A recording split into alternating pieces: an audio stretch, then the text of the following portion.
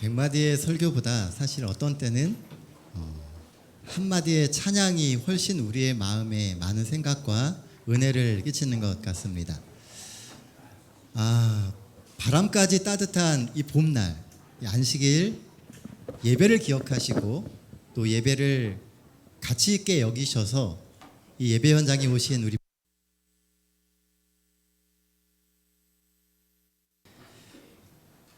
제가 이번 주에도 첫 시작을 또 하나의 시로 시작을 합니다. 괜히 좀 요즘에 봄이 돼서 그런지 몰라도 이렇게 좀 많이 눈에 들어옵니다. 자, 오늘 소개시켜드릴 시는 이문재 시인의 문자 메시지라고 하는 시입니다. 아주 짧은 시예요. 형 100만 원 붙였어. 내가 열심히 번 돈이야. 나쁜 데 써도 돼. 형은 우리나라 최고의 시인이잖아. 단 4줄짜리 시입니다.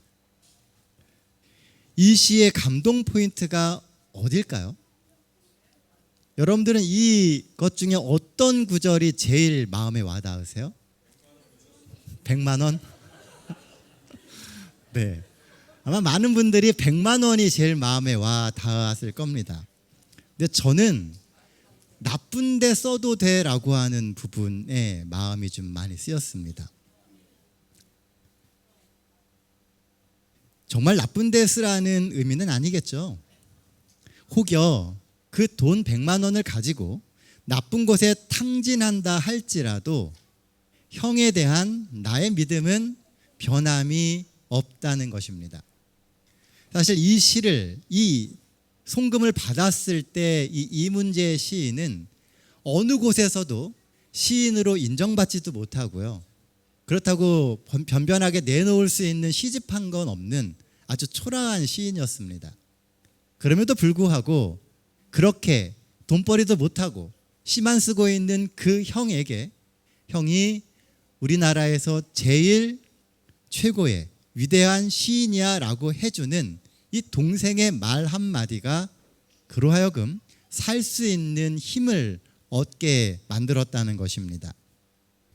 신앙생활을 하다 보면은요, 종종 우리도 비슷한 상황 가운데 놓입니다.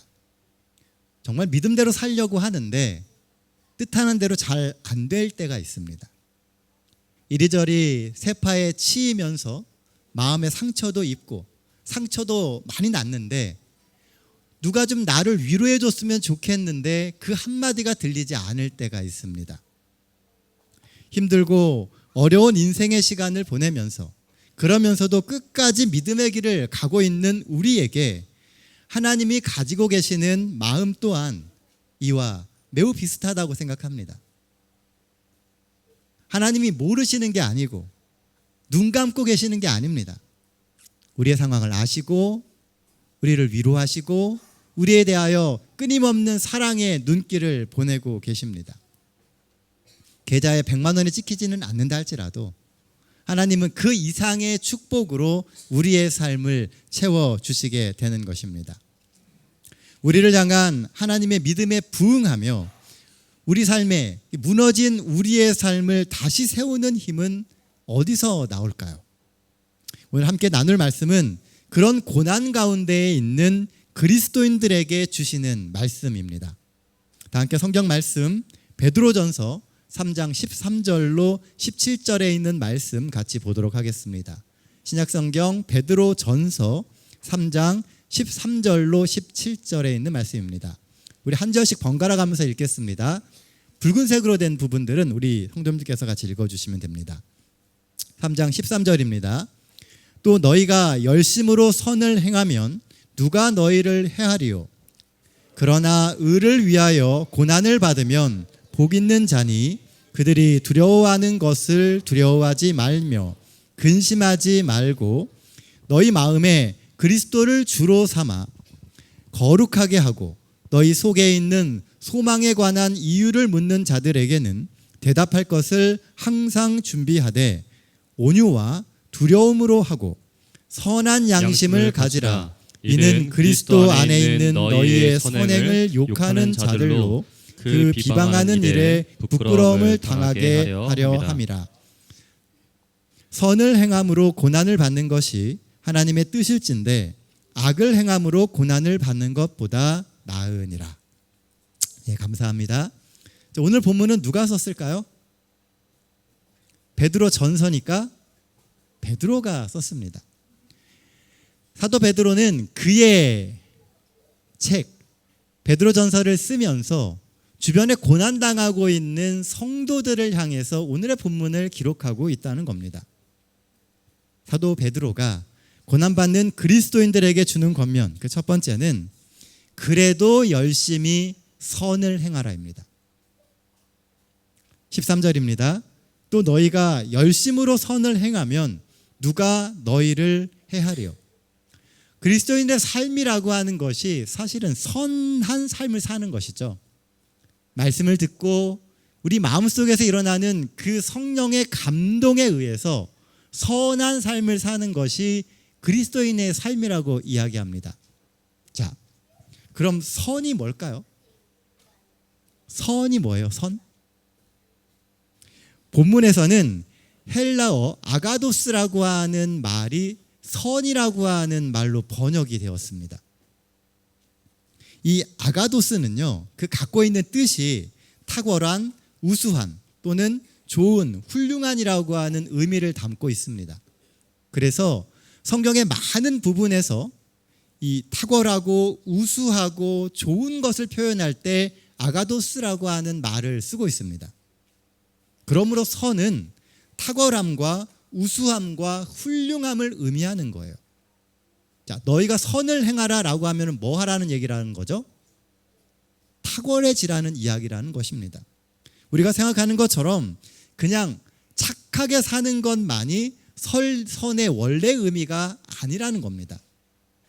아가도스는 사물이나 인격의 탁월함이나 중요성을 강조해요.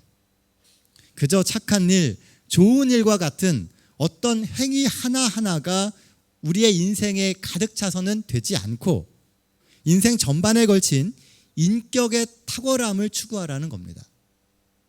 우리가 살아가다 보면은 때때로 아주 착하지 못할 수도 있습니다. 그래도 전반적인 인격이 하나님 안에서 훌륭해지고 탁월해져야 한다는 거예요. 그렇게 인격이 탁월해질 때 누가 우리를 해할 수 있겠느냐고 사도 베드로는 이야기를 합니다. 우리가 인격적으로 성숙해져 가고 더 좋은 인격체가 되어가면 되어갈수록 세상에서의 영향력 또한 커져가게 될 거라는 이야기입니다. 근데 사실 우리가 알듯이 베드로는요, 인격적으로 그닥 탁월했던 사람은 아닙니다. 성격이 아주 불같았고요. 그리고 배움도 짧았어요. 그러다 보니까 종종 수많은 실수를 하며 사람들에게 상처도 주고 또 이 겟세마네에서는 사람들에게 피해도 실제로 주게 되죠. 칼을 휘둘러서 귀를 자릅니다. 사람들에게 상처를 주고 어려움을 주고 때때로는 예수님으로 하여금 아주 당혹하게 만드는 일들을 이 베드로가 합니다. 인격이 탁월했던 사람이 아니었다는 것이죠. 열심은 있었지만 늘 그의 마음 가운데에는 욕심이 있었고 시기심이 있었습니다. 그리고 그 누구보다 높아지고자 하는 마음이 있었던 사람이 베드로입니다. 예수께서 신문 받으실 때는 이 베드로는 예수님을 모른다고 시치미를 뚝 떼기도 했습니다. 그렇게 베드로가 인격적으로 매우 부족한 사람이었다라고 하는 것을 초대교회의 모든 사람들이 다 알고 있었다는 거예요. 어쩌면 사도 베드로는 자신의 그런 부족한 인격이 이 초대교회 성도들에게 있어서 거울이 되기를 바랬을지도 모릅니다. 그렇게 인격적으로 부족하고 모가 나서 고난과 힘든 세월을 보냈지만 그래도 하나님 안에서 늘 변화하려고 노력하고 믿음대로 살려고 발버둥 칠 때 하나님이 어떻게 그의 인생을 사용하셨는지 사람들이 보고 알기를 원했다는 겁니다. 그리고 그 경험을 바탕으로 베드로 전서에서 그 이야기를 지금 하고 있는 것입니다. 우리 역시 인격적으로 완전할 수는 없습니다. 그러나 하나님 안에서 늘 인격적, 신앙적 탁월성을 추구하며 살아야 한다는 거예요. 완벽하지는 못하지만 늘 하나님 안에서 조금 더 인격적으로 훌륭해지려고 노력하는 인생이 되어야 한다는 것입니다. 내 힘으로는 내 속의 욕심과 또 시기심과 죄된 욕망을 이겨낼 수는 없습니다. 하지만 우리가 믿는 하나님의 능력으로 우리는 지금보다 더 나은 그리스도인이 될 수 있습니다. 그런 의미에서 베드로는 우리에게 더욱 탁월한 신앙인이 되어야 한다라고 권면하고 있는 것입니다.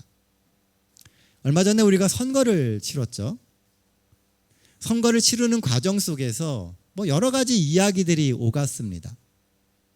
여러분들은 무엇을 보시면서 선거를 하셨습니까? 1번 찍으셨어요? 2번 찍으셨어요?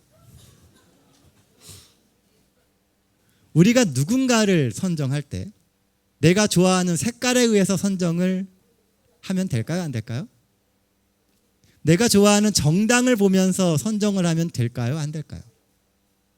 우리가 누군가를 뽑는다라고 하는 것은 그 사람이 얼마나 그 일에 합당하며 인격적으로 성숙했느냐를 보는 것입니다. 나이키의 창업자 필 라이트라고 하는 사람이 있습니다. 이 사람이 쓴 자서전 슈독이라고 하는 책이 있거든요. 거기에서 이 필 라이트는 이런 이야기를 합니다. 나이키는 파는데 아디다스나 퓨마는 팔지 못하는 게 있다고 해요. 뭔지 아십니까? 그건 바로 아디다스의 슬로건입니다. 아디다스의 슬로건이 뭔지 아세요? Just do it입니다. 한국말로 하면 그냥 해버렵니다. 생각하는 대로 해, 그냥 해. 이런 의미거든요. 이 광고는 80년대, 90년대 최고의 광고로 뽑히며 지금까지도 나이키사의 슬로건이자 운영 이념으로 굳건히 자리를 잡고 있습니다. 생각하면 늦어지고 이런저런 생각을 계속하다 보면 시도조차도 하지 못하고 포기하는 경우가 너무나 많습니다. 사실 우리가 좋은 그리스도인이 되기 싫은 사람이 어디 있습니까? 다 되고 싶죠. 인격적으로 더 성숙하기를 싫어하는 사람이 어디 있습니까? 다 됩니다. 그런데 생각하는 그것을 뭐 하지 않아요? 실천하지 않기 때문에 그래요. 생각하고 주저하고 옆에 주변의 상황을 보고 그리고 내가 이렇게 했을 때 사람들이 어떻게 생각할까라고 생각하다 보면 어느 순간 그 타이밍을 놓쳐버리게 되는 것입니다. 저스트 두 잇이라고 하는 이 나이키의 슬로건은 무한한 도전 정신과 그런 도전 정신이 어떤 결과든지 만들어낼 수 있다라고 하는 매우 강력한 메시지를 전해주고 있어요. 그래서 나이키는 우리가 아는 그 나이키가 된 겁니다. 처음에는 이렇게 이 회사가 커지게 될지 아무도 생각하지 못했습니다. 그러나 도전하고 생각한 것을 실천에 옮기게 되었을 때에 우리가 아는 나이키라고 하는 회사가 될 수 있었던 것입니다. 하나님은 우리가 지금보다 더 나아져야 한다라고 말씀하십니다. 인격적으로도 그렇고 신앙적으로도 또 삶의 모습적으로도 우리는 지금보다 더 탁월해져야 합니다. 망설이지 마시고 생각하는 그것을 시작해 보십시오. 하지 않고 후회하는 것보다 해보고 시행착오를 겪는 게 훨씬 남는 장사입니다. 해보세요. 하나님이 여러분들에게 주시는 그 영감을 가지고 도전해 보십시오. 시도해 보시고 그런 사람이 되십시오. 그러면 시도해보고 실패를 하더라도 우리는 조금 더 그리스도의 신앙과 그 인격에 가까운 사람으로 바뀌어져 갈 수 있게 되는 것입니다. 우리가 완벽하지 않다라는 것을 늘 우리는 인식해야 돼요. 부족한 사람이기 때문에 늘 도전하지 않으면 우리는 세파에 흘러서 뒤로 밀려갈 수밖에 없습니다.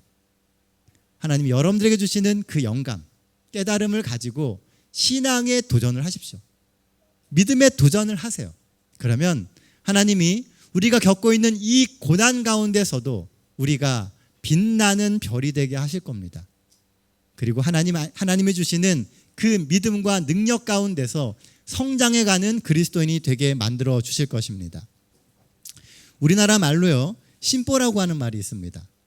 심보 많이 써보셨죠? 심보. 말 그대로 이 심보라고 하는 말은요, 심장을 싸고 있는 보자기라고 하는 뜻입니다. 한마디로 마음주머니죠. 그런데 이 심보라고 하는 말은 항상 부정적으로 사용돼요. 심보가 못됐다고 이야기하죠. 왜 그럴까요? 아담과 하와가 죄를 짓게 되면서요, 사람의 마음주머니에는 좋은 것보다는 나쁜 게 더 많이 들어있다는 거예요. 생각하고 원하고 소망하는 그 모든 것들이 탐욕과 악독과 속임과 질투와 비방과 교만, 그리고 자아불신과 같이 우리를 약하게 만드는 그 악한 것들이 점점 우리의 마음속에 많이 들어와 있다는 겁니다. 이 세상 사람들이요, 좋은 생각을 갖고 살려고 해도 주변의 환경이 너무나 많이 우리를 악하게 만듭니다. 그리스도인이 좋은 그리스도인이 되려고 해도요, 알게 모르게 우리가 처해 있는 환경 가운데서 우리는 좋지 않은 영향들로 생각과 마음속에 많이 차져 가고 있다는 겁니다. 하지만 예수님께서는 우리에게 이렇게 말씀하세요. 예수께서 이르시되 할 수 있거든이 무슨 말이냐? 믿는 자에게는 능치 못할 일이 없느니라. 능히 하지 못할 일이 없다라고 이야기하세요. 우리는 안 된다라고 하는 사단의 음성이 아니라 할 수 있고 더 탁월한 그리스도인이 되어야 한다라고 하는 성령의 음성에 더 많이 귀를 기울여야 합니다. 마음속에 우리는 악한 것을 가지고 있다 할지라도 겉으로 드러내고 표현하고 삶을 변화시키는 것은 성령의 음성에 따라서 할 수 있다는 생각으로, 선한 생각으로 나아가면 된다는 것입니다. Just do it, you can do it입니다. 그냥 하면 되는 것이고 우리는 할 수 있습니다. 그래서 그리스도인의 삶에는 늘 고난이 있는 거예요. 사단은 막으려고 하고 하나님은 이루려고 하십니다. 그래서 늘 올바르게 살면 살수록, 그렇게 살려고 하면 할수록 우리의 삶의 고난은 더 많아지는 겁니다. 삶이 평안할 때 사실은 더 위험해요. 그리스도인이 가장 위험한 순간은 삶에 아무 일도 없을 때입니다. 고난이 있다라고 하는 것은 우리가 뭔가 그 가운데서 올바로 살려고 하고 있다는 거예요. 선악의 대쟁투가 우리의 삶에 있기 때문에 삶에 고난이 있는 것입니다. 예수께서도 의를 행하셨지만 예수님의 삶에는 늘 고난이 있으셨습니다. 그러므로 의를 행하며 살 때 맞닥뜨리게 되는 그 고난을 두려워할 필요도 없고, 도리어 그리스도인 된 우리는 그 고난과 박해를 준비하며 살아야 합니다. 고난과 박해가 있다는 걸 알아야 돼요. 그리고 늘 기도하며 그 고난과 박해를 이길 힘을 달라고 기도하며 사는 성도가 되어야 한다는 것입니다. 그래서 14절에 의를 위하여 고난을 받으면 복이 있는 자라고 하는 표현은 고난 중에 있는 성도들에게 아주 힘이 되는 말씀입니다. 의를 위하여 고난을 받으면 그게 곧 복 있는 사람이 되는 거라는 거죠. 예수께서 팔복을 설명하실 때, 말씀하실 때 설명하셨던 그 복 있는 자가 바로 그렇게 더 나은 신앙인이 되고 더 의로운 그리스도인이 되기 위해 전진하며 고난을 받는 사람이라고 하는 것을 베드로는 이야기하고 있는 것입니다. 그렇게 전진하는 그 사람이 사실은 복이 있는 사람이라는 거예요. 머물러 있는 사람이 복 있는 사람이 아니고 늘 고난 가운데서도 믿음을 향해 나아가는 그 사람이 정말 복 있는 사람이라는 것입니다. 사랑하는 성도 여러분, 우리가 하나님의 복이 있는 사람임을 잊지 마십시다. 우리의 삶을 통해 하나님의 뜻이 성취되고 주 안에서 더 거룩한 성도로 거듭나는 우리 모든 동탄 새하늘 성도들 되시기를 간절히 바랍니다. 고난받는 그리스도인들에게 주시는 권면 두 번째는 그리스도를 주로 인정하는 삶을 살라라는 겁니다. 15절 말씀입니다. 너희 마음에 그리스도를 주로 삼아 거룩하게 하고. 이 고난 가운데 있는 그리스도인들에게 가장 중요한 것은 예수 그리스도에 대한 믿음을 잃지 않는 거예요. 사단이 우리의 삶에 고난을 주는 이유가 뭘까요? 믿음을 잃어버리게 하기 위해서입니다. 그러면 우리는 고난이 올 때 뭘 지켜야 돼요? 믿음을 지켜야 된다는 거예요. 고난이 믿음을 잃어버리게 만드는 일이 아니고 믿음을 더 굳건하게 만드는 일이 되게 한다면 사단은 더 이상 고난을 가지고 우리의 삶을 시험하지 못한다는 겁니다. 그런데 사실 이것만큼 어려운 게 없어요. 우리의 마음이 고난으로 황폐해지고 메마르는데 그럼에도 끊임없이 주를 붙들고 산다는 게 결코 쉽지 않다는 것을 우리는 짧은 인생의 경험을 통해서 이미 잘 알고 있습니다. 그게 얼마나 힘든지를 알아요. 그럼에도 사도 베드로는 방금 읽은 15절 말씀에서 그리스도를 주로 삼아 그분을 거룩하게 하라고 이야기를 합니다. 예수 그리스도를 개인의 구주로 삼고 그분을 거룩하게, 하루하루 거룩하신 구주로 인정하며 살아야 한다라고 이야기하고 있는 겁니다. 그게 고난을 극복하는 가장 중요한 비결이라는 거예요. 농업국가로 세계적으로 아주 유명한 나라가 있습니다. 농업기술을 배우기 위해 우리나라도 이 나라로 예전에 연수를 참 많이 갔었어요. 어느 나라인지 아십니까? 이스라엘입니다. 좀 이상하죠? 우리가 보통 이스라엘 얘기 보면은 늘 뭐 얘기합니까? 광야와 사막과 젖과 꿀이 흐르는 그 땅에 대한 이야기들을 많이 합니다. 실제로 가나안이 젖과 꿀이 흐르는 땅이 아니라는 것을 우리는 알고 있어요. 그 건조하고 사막뿐인 가나안 땅에 세워진 이스라엘이 세계적인 농업국가가 되었다는 것입니다. 실제로 이스라엘 땅은요, 농사 짓기에는 아주 어려운 땅입니다. 연간 강수량이 우리나라의 30% 정도밖에 안 되는데 그마저도 겨울철 딱 2달에 걸쳐서만 비가 온다고 합니다. 1년 중에 대부분이 비가 안 와요. 강수량도 너무 적어요. 또한 국토의 60%가 건조한 사막과 같은 땅입니다. 이런 곳에서 어떻게 농사를 짓고 어떻게 이 나라가 농업 강국이 되었을까요? 그것은 사막으로 물을 끌어올 수 있는 능력 때문입니다.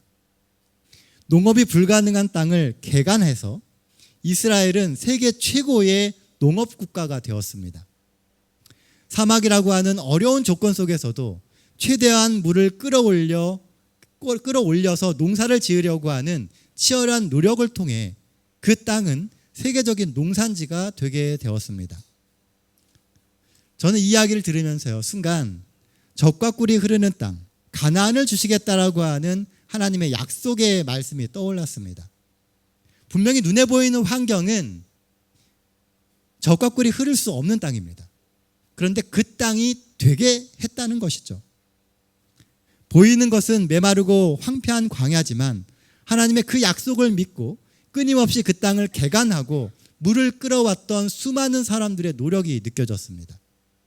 하나님 주신 그 약속이 내 삶에 성취될 수 있도록 정말 피나는 노력을 했다는 거죠. 그랬더니 그 약속하셨던 것과 똑같이 그 땅이 젖과 꿀이 흐르는 땅이 되었다는 겁니다. 때때로 우리 인생도 사막과 같은 상황을 겪을 때가 있습니다. 모든 것이 답답하고 경제적인 위기와 그 누구에게도 말할 수 없는 고난을 지나야 할 때가 있습니다. 하지만 우리 중에 보면요, 그러한 상황 가운데서도 어떻게 해서든지 하나님의 약속의 말씀을 붙들고 하나님이 주시는 생수를 끌어오려고 하는 사람들이 있습니다. 환경은 답답하고 어렵지만 그 답답한 인생 가운데 하나님의 말씀에 생명의 생수를 끌고 와서 살려고 하는 사람들이 있다는 거예요. 힘들어도 그것이 사는 길이기에 눈물로 소망의 씨앗을 뿌리는 사람들, 그렇게 주님이 주시는 생명수를 삶에 끌고 오는 그 사람들이 우리가 되어야 하지 않겠습니까?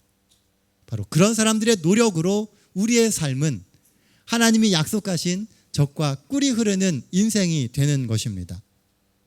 고난 가운데서도 여전히 예수 그리스도를 개인의 구주로 인정하며 우리에게 주신 약속의 말씀을 붙들고 삶에서 그 약속을 반드시 성취하는 사람, 바로 그런 사람들이 우리가 되길 소원합니다. 사실 베드로도 인생의 광야와 같은 황량함을 경험한 사람입니다. 예수를 부인하고 자신이 하나님의 아들을 거절했다는 그 절망 속에서 한동안 정말 삶의 모든 희망을 잃고 살았던 사람입니다. 그러나 그 황량한 삶에 예수님이 찾아오셨습니다.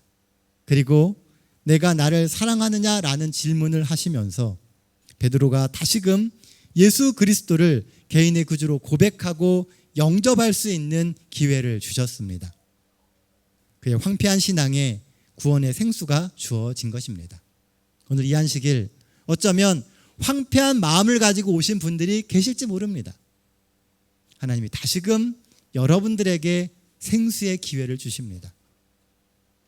우리를 사랑하시고 우리를 아끼시며 우리를 늘 주목해 보시는 그 하나님께서 우리를 사랑하신다고 이야기하세요. 그리고 내가 너를 믿는다라고 이야기하십니다. 그러니 다시 힘을 내며 여러분들의 메마른 인생에 성령의 생수를 끌어오십시오. 믿음을 지키는 그 순간 우리의 삶은 다시금 꽃이 피고 열매 맺을 수 있는 인생이 될 수 있습니다. 하나님이 약속하신 우리의 인생은 결코 황량한 광야가 아닙니다. 주님이 주신 약속을 믿으며 인생의 광야에 성령의 생수를 끌어오십시오. 그래서 하나님의 약속처럼 젖과 꿀이 흐르는 행복한 인생을 사시는 우리 모두가 되기를 간절히 바랍니다. 고난받는 그리스도인들에게 주시는 권면 마지막 세 번째는 소망에 관해 묻는 자에게 대답할 것을 준비하라는 겁니다. 15절 말씀입니다. 너희 마음에 그리스도를 주로 삼아 거룩하게 하고 너희 속에 있는 소망에 관한 이유를 묻는 자에게는 대답할 것을 항상 준비하되 온유와 두려움으로 하고. 인생의 광야를 통과하는 그리스도인들에게 사람들이 늘 하는 질문이 있습니다. 그것은 내가 믿는 하나님이 어디 있느냐는 거예요. 하나님이 계시면 왜 너의 인생이 그 모양 그 꼴이냐라고 이야기합니다. 이 이야기는 결국 우리가 처해 있는 그 현실이 세상 사람들이 볼 때 정말 이해가 안 되는 상황들이 있다는 거예요. 그래서 하나님이 정말 어디 계시냐, 너의 하나님이 살아계시기는 한 것이냐라고 질문하는 것이죠. 여러분들은 이런 질문에 뭐라고 대답하시겠습니까? 많은 경우 꿀먹은 벙어리처럼 계시지는 않습니까? 우리는 그들의 질문에 대답할 답을 가지고 있어야 합니다. 질문에 대한 답이라고 하니까요, 많은 분들이 지식적인 접근을 하시려고 그래요. 나는 아는 게 없는데, 뭔가 많이 들었는데 남은 게 없는데 라고 생각을 하신다는 거죠. 그런데요, 믿음과 소망에 대한 답은 지식이 아니라 경험입니다. 내가 어떠한 경험을 했고 어떤 확신이 있느냐가 그 답변의 열쇠가 되기 때문에 그렇습니다. 그래서 우리가 주목해야 할 말이 너희 속에 있는 소망이라는 부분이에요. 소망이 어디 있다고요? 너희 속에, 내 마음 속에 있다는 거예요. 우리 속에 먼저 소망이 있어야 된다는 겁니다.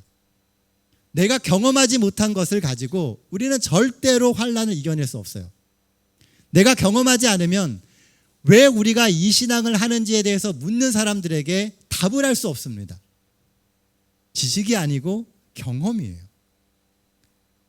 이 말은 말이 아니라 우리의 생애 가운데 실천되는 소망의 원칙들로 답을 해야 된다라고 하는 의미인 것입니다. 우리의 생활 방식이 예수 그리스도의 품성을 반사하고 우리의 언행에서 우리의 소망과 믿음이 드러나야 돼요.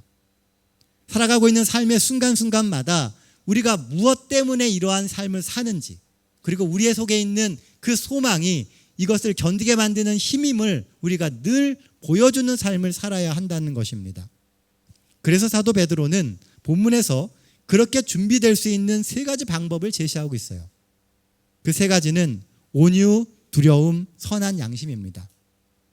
먼저 온유입니다. 첫 번째는 진리는 오만하거나 논쟁적인 태도로 전해질 경우 거절당하게 되어 있어요. 진리의 속성은 오만하지 않아요. 내가 먼저 알았고 내가 너희들보다 더 뛰어나다라고 하는 그런 오만함 가운데 진리가 있지 않다는 겁니다. 재림교회 신앙을 하다 보면요, 우리가 분명히 다른 사람들보다 성경에 대해서 더 많이 알 수 있습니다. 그런데요, 그 알미 오만함이 되면 그것은 진리가 될 수 없다는 거예요.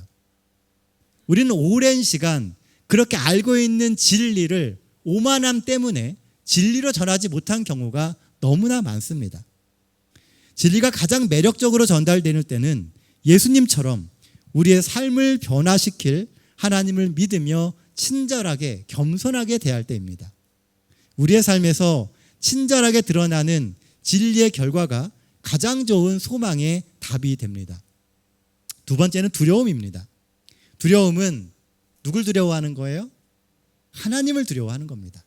하나님을 경외하는 그 마음, 하나님을 두려워하는 삶의 태도가 우리의 소망의 답이 됩니다. 모든 것을 결정하고 말하고 행동할 때 늘 하나님이 계신 것처럼 살아가는 그 사람에게 세상 사람들이 무슨 질문을 하겠습니까? 저 사람은 하나님이 계신 것처럼 늘 살아가는데 삶이 얼마나 조심스럽고 얼마나 정성을 다하며 말과 언행의 모든 순간순간마다 정말 하나님 앞에서 살아가는 그 사람에게 세상 사람들은 하나님을 보게 된다는 겁니다. 그리고 마지막 세 번째는 선한 양심입니다. 아무리 논리에 맞는 대답과 설득력이 있다 할지라도 만약 그 양심이 선하지 않다면 복음이 올바로 전해질 수가 없습니다. 왜냐하면 그 사람의 삶의 열매가 곧 그가 누구인지를 보여주기 때문에 그렇습니다. 결국 우리의 신앙은 삶으로 증명하는 거예요. 진리는 논쟁하는 게 아니라 삶으로 보여주는 겁니다. 무엇이 옳고 그르냐를 가지고 성경을 들고 논쟁하는 게 아니에요. 내 삶을 통해서 하나님의 말씀이 어떻게 살아 움직이는지를 보여주는 것이 진정한 진리를 전하는 복음의 방법인 것입니다.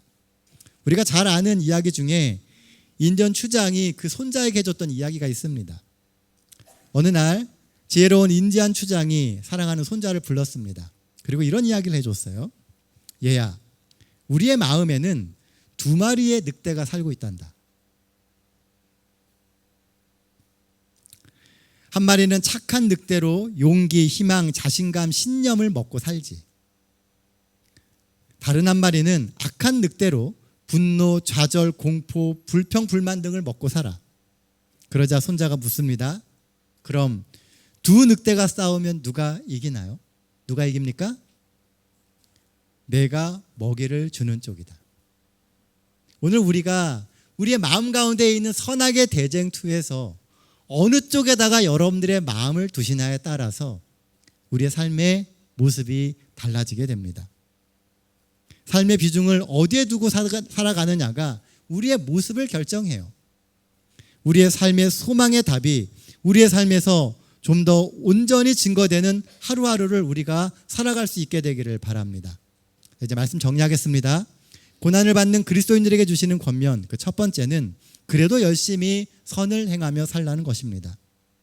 우리는 살아가면서 끝까지 우리의 인격이, 우리의 신앙이 지금보다 더 탁월해지기 위해 노력해야 합니다. 물론 내 힘으로는 내 속의 욕심과 또 시기심과 죄된 욕망을 이겨낼 수 없지만 우리가 믿는 하나님의 능력으로 우리는 지금보다 더 나은 그리스도인이 될 수 있습니다. Just do it. 우리를 부르신 하나님을 믿고 해보는 겁니다. 하나님이 우리를 더 나은 그리스도인의 삶으로 이끌어 가실 거예요. 고난받는 그리스도인들에게 주시는 권면 두 번째는 모든 순간에 그리스도를 주로 인정하는 삶을 살라는 겁니다. 삶을 살다 보면 황량한 인생의 광야를 지나야 할 때가 있습니다. 그러나 하나님이 약속하신 우리의 인생은 황량한 광야와 같은 인생이 아니에요. 그 광야를 지나 젖과 꿀이 흐르는 땅까지 가는 겁니다. 그러니 주님 주신 약속을 믿으며 인생의 광야에 성령의 생수를 끌어오십시오. 그래서 하나님이 약속하신 것처럼 젖과 꿀이 흐르는 행복한 인생을 만들어가는 우리 모두가 되어야겠습니다.